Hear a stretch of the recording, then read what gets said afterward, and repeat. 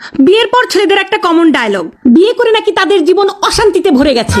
আচ্ছা আমি বলি, কিভাবে অশান্তিতে ভরে গেল তাদের জীবন? সকালবেলা ঘুম থেকে উঠেই তারা নাস্তা রেডি পায়, দুপুরবেলা কি খাবে না খাবে সেটাও বাসা থেকে বউ যত্ন করে বেঁধে দেয়। তারপর সন্ধ্যার সময় যখন আপনারা কাজ শেষ করে বাড়িতে আসবেন, আপনারা যখন ফোন করে বলেন যে আমি আসতেছি, তখন আপনাদের জন্য আমরা ঘর বাড়ি সুন্দর করে পরিপাটি করে গুছিয়ে রাখি। কেন? মহারাজা আসবে।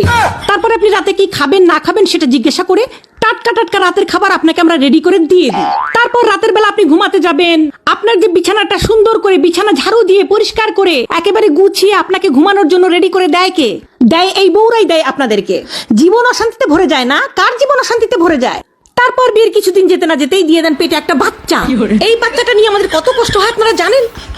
সেই বাচ্চা পেটের মধ্যে 9 মাস কে পালে? আপনি পালেন? আপনারা তো খুব ফুর্তিতে বাচ্চাটা দিয়ে দিয়েছেন, কিন্তু সেই বাচ্চা আমরা পেটের মধ্যে 9 মাস পালি।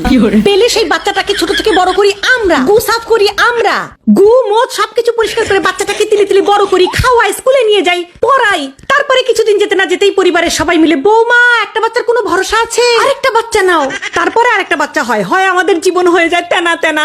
তারপরে হচ্ছে ওই বাচ্চা পেটে আসে, বমি করি আমি, সিজারের কষ্ট ভোগ করি আমি, সবকিছু ভোগ করে মেয়েরা। আর ছেলেরা বলে কিনা তাদের জীবন বলে খুব বিষাক্ত হয়ে গেছে, তাদের জীবন নাকি নষ্ট হয়ে গেছে।